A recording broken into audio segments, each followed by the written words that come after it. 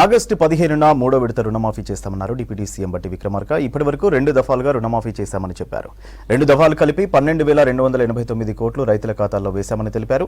రుణమాఫీపై ఇచ్చిన హామీని అమలు చేస్తున్నామన్నారు బట్టి విక్రమార్క. రుణమాఫీతో 5,45,407 మంది రైతులకు లబ్ధి కలుగుతుందని తెలిపారు. రాష్ట్ర బడ్జెట్లో కేవలం రుణమాఫీ ఒకటే కాదు, రుణమాఫీతో పాటు రైతులకు సంబంధించి రైతు బీమాకు సంబంధించి కూడా 1,540 కోట్ల రూపాయలని రాష్ట్ర ప్రభుత్వమే రైతుల కోసం ఆ ప్రీమియంని రైతుల తరఫున రాష్ట్ర ప్రభుత్వం కడతా ఉంది. అలాగే క్రాప్ ఇన్సూరెన్స్ సంబంధించి కూడా 1,350 కోట్ల రూపాయలతో ఈ రాష్ట్రంలో పండించిన పంటలకి క్రాప్ ఇన్సూరెన్స్ కూడా చేస్తాం.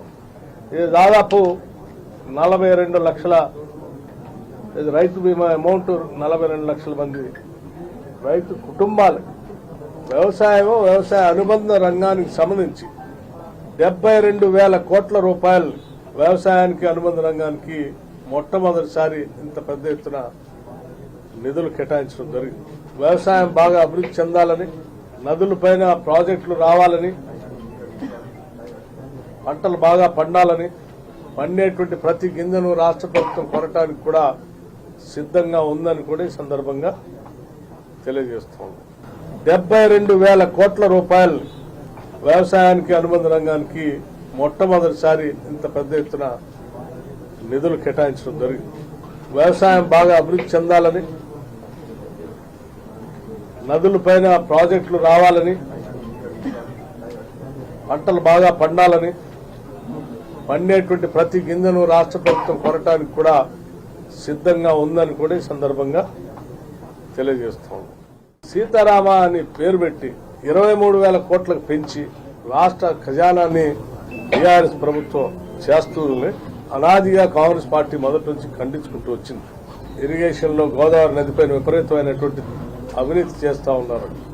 ఆ 23,000 కోట్లు పెంచి ఇప్పటికే 8,000 కోట్ల రూపాయలు దాని మీద ఖర్చు పెడితే కూడా ఎకరానికి కూడా నీళ్లు ఇవ్వలేనటువంటి దౌర్భాగ్య పరిస్థితిలో ఉంటే మేము అధికారంలోకి వచ్చిన వెంటనే భద్రాచలంలో రివ్యూ చేసి, అందరి సమక్షంలో రివ్యూ చేసి, కొత్తగా ఏదైనా ప్రణాళిక తయారు చేసి తక్కువ ఖర్చుతో నీళ్లు పారించడానికి అవకాశం ఉందా లేదా అని ఇంజనీరింగ్ వ్యవస్థ మొత్తాన్ని టెక్నికల్ సౌండ్ గా ఉన్నటువంటి వాళ్ళందరినీ కూర్చోబెట్టి కేవలం 75 కోట్ల రూపాయలతోనే దాదాపు 1,50,000 ఎకరాలకి నీళ్లు పారించడానికి పనికొచ్చే విధంగా రాజీవ్ లింక్ కెనాల్ ని పనులు మంజూరు చేసి టెండర్ పిలిచి పనులు మొదలుపెట్టి కార్యక్రమం కూడా జరిగింది.